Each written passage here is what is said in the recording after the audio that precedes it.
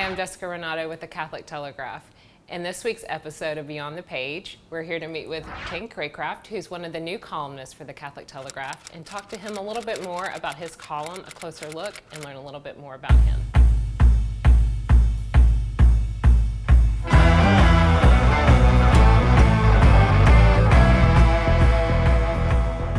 So Kim, tell us about your column. Give us 5 words to kind of describe what it's about.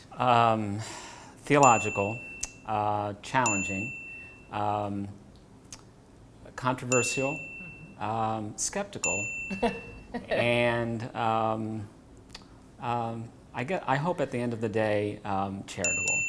I like that. So why skeptical? My column is skeptical because I want to look at issues from the standpoint of challenging the way we think about American culture, politics, society, economic ideas, and so forth. And so a healthy dose of skepticism about the cultural forces that try to form our lives. Now, you mentioned the word controversy. I know you and I both know in the work that we do that when you write anything that grabs people's attention, you're going to get a response to it. Has there been anything in particular, we jokingly call it fan mail, that you've gotten either good or bad that's been memorable for you? Yeah, I call them love letters. Actually, the first column that we wrote, that we did for the Telegraph was about immigration, and the point was to try to steer a middle ground between the polar extremes in political life. Sure, yeah. But we did call it a preferential option for the immigrant, yes, for the migrant. And attention-grabbing headline. Yeah, exactly. So my favorite one was the one that said, "Don't pretend to be neutral. It's very clear where you're coming from."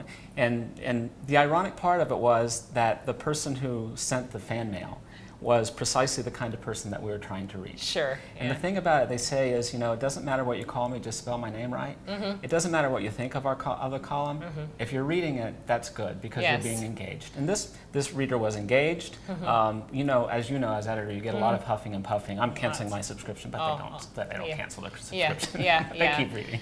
Yeah, I think that's a good attitude to have about it. And I think that ties into charitable as well. We have to kind of in our own respects be charitable about the mail that we receive as well. Yeah, and I try to do that in the column too, and that's one of the things that I try to bring to every column, because we talk about, and I will be discussing as we go on, controversial moral issues. And there's the theological response to moral problems, and then there's the pastoral response that goes with that. And those two can never be at war with one another. The pastoral response is always going to be consistent with the theological one. But we have to take that pastoral response into consideration, remembering that charity is the form of all the virtues. So no matter what we do, it has to be formed by and aimed toward that charitable impulse. Sure.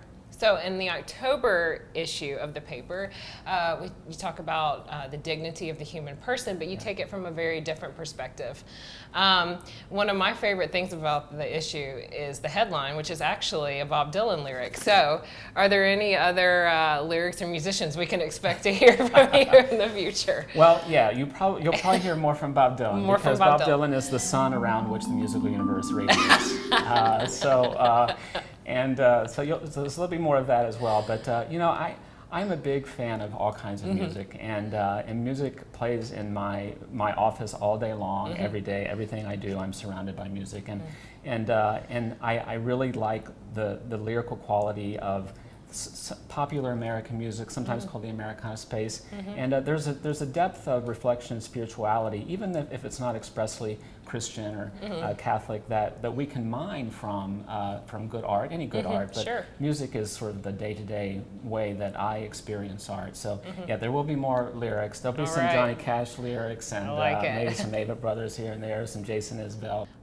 You have like 10 jobs, don't you? How many jobs do you have? I do. Well, I have, yes. So I'm associate professor of moral theology at the Athenaeum of Ohio. That's the first job. And that's the most important one. And that's educating seminarians and lay people who are doing master's degrees to serve the church. I also have a full-time law practice, Craycraft law firm, and that's my other full-time job. That keeps me busy. I have a weekly spot on local Catholic radio station, Sacred Heart Radio. Every Friday morning we talk about the news of the week. And then I have the Telegraph column now. Yeah. So yeah, I've got a long list of things that keep me busy. Dad. And dad and grandfather. Yes. Yeah. That definitely counts as a job. Yes. Yes, it is. That's the other full-time job. Yeah. Thank you for coming to visit with us today, Ken. Thank you. Don't forget to check out Ken's column this month in the October issue on the dignity of the human person, and next month's issue in November on the Feast of Christ the King. So Ken, where can they find you online? They can find me at craycraftlaw.com or at athenaeum.edu, which has a list of the classes that I teach, including adult evening classes, and then Facebook, Twitter, Instagram, the usual social media platforms. You can also find Ken at thecatholictelegraph.com. Don't forget to like, share, and subscribe to this video. Thank you for coming today, Ken. Thank you, Jessica.